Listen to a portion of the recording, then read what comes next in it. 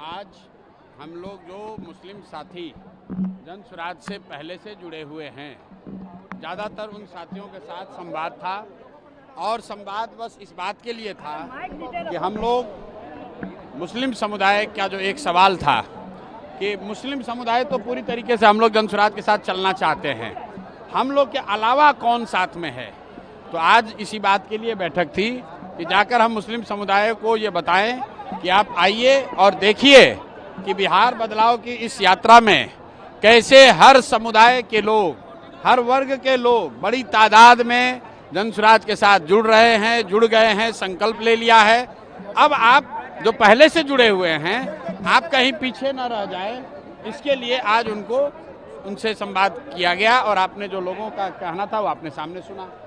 समीकरण को आप लोग नुकसान करने के हम लोग एक ही समीकरण मानते हैं, वो समीकरण है विचारधारा आधारित समीकरण कि जो लोग भी भाजपा से विचारधारा के आधार पर लड़ रहे हैं उनका समीकरण होना चाहिए।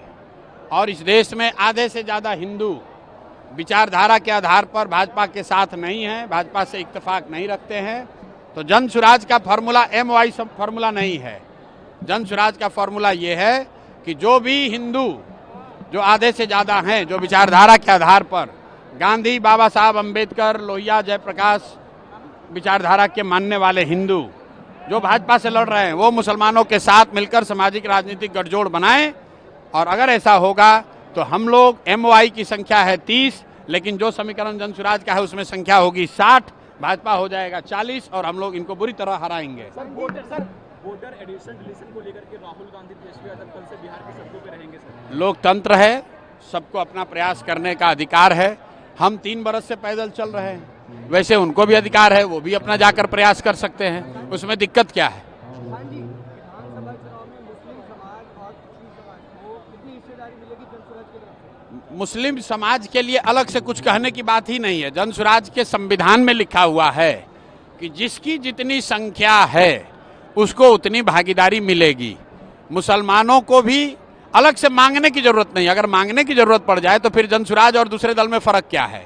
बिना मांगे मुसलमान हो, यादव हो, कुशवाहा हो, ब्राह्मण हो, पासवान हो, वो चाहे किसी को वोट दें, उस समुदाय को उसकी जनसंख्या के हिसाब से भागीदारी मिलेगी ही मिलेगी। उसके लिए किसी तरह के सोर्स पैरवी की जरूरत नहीं है। आरजेडी के एक बड़े लीडर जो जेल में थे, राजवल्लभ यादव, वो अब जेडीयू का दामन थामेंगे ऐसी खबर है, क्या कहेंगे इस पे आप? भाई यही कहेंगे जो भाजपा का व्हाइट वॉशिंग मशीन की बात होती है। राजवल्लभ यादव पर रेप का, नाबालिग लड़की के साथ रेप का इल्जाम है, वो जेल में हैं, उनको सरकार की बिना मदद के बाहर तो निकाला नहीं जा सकता है। लेकिन वहाँ नवादा में जो जदयू के नेता थे कौशल यादव, वो छोड़कर चले गए राजद में और राजद वाला अब छोड़ कर आ रहा है जदयू में। तो यही बात तो हम बिहार के लोगों को बता रहे हैं, भैया वोट किसी को दो। यही 1250 परिवार का आदमी यहाँ पर विधायक सांसद बनता है और इस बार बिहार के युवा ने, बिहार के लोगों ने तय कर लिया है कि इन 1200 लोगों से हम लोग का निपटारा करेंगे। वो किसी सिंबल, किसी दल से आए। इस बार जनता बदलाव चाहती है, अपने बच्चों के लिए शिक्षा और रोजगार चाहती है। मैंने यहाँ मुसलमानों को क्या कहा कि आप अपनी हक की बात मत करो।